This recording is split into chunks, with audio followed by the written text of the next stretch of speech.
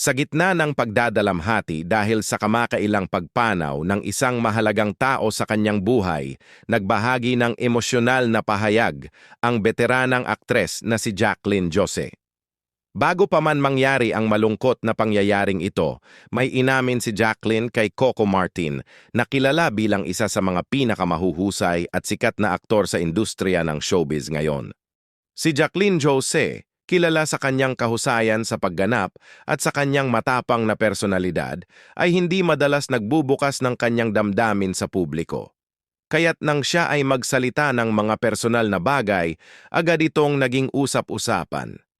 Marami ang nagulat nang ipahayag ni Jacqueline ang kanyang saloobin kay Coco na hindi lamang isang kasamahan sa industriya, kundi isa rin sa mga malalapit na kaibigan ng kanilang pamilya.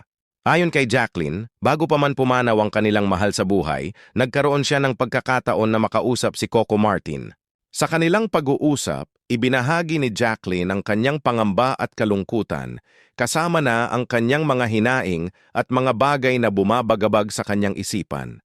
Bagaman kilala si Jacqueline sa kanyang matibay na paninindigan, hindi niya napigilang maging emosyonal sa pagkakataong iyon, lalo na't ang kanilang pinag-uusapan ay isang mahalagang bahagi ng kanyang buhay na malapit nang mawala.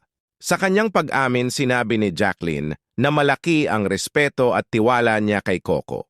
Ibinahagi niya ang kanyang mga saloobin dahil alam niyang si Coco ay isang taong mapagkakatiwalaan at may malalim na pangunawa.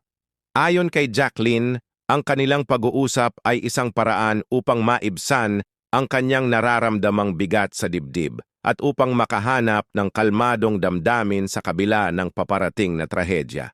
Sa kabilang banda, si Coco Martin naman ay nagpakita ng suporta at pag-unawa sa kanyang kaibigan.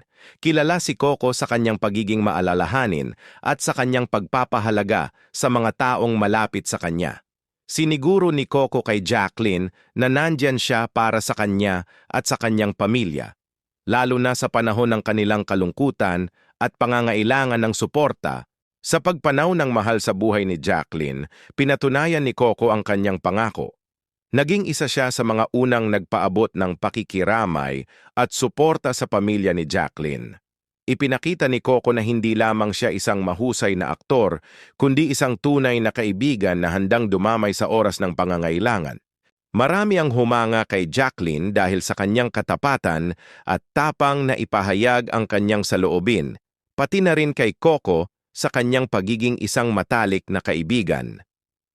Ang kanilang kwento ay nagpakita ng tunay na halaga ng pagkakaibigan at suporta sa gitna ng mga pagsubok sa buhay.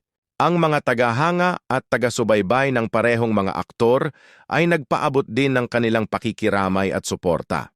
Sa kabila ng kalungkutan, ipinakita ni Jacqueline na ang pagkakaroon ng mga tunay na kaibigan tulad ni Coco ay isang biyaya na dapat pahalagahan. Sa huli, ang lahat ng ito ay nagpaalala sa atin ng kahalagahan ng pagkakaroon ng mga taong mapagkakatiwalaan at masasandalan, lalo na sa mga pinakamahirap na sandali ng ating buhay.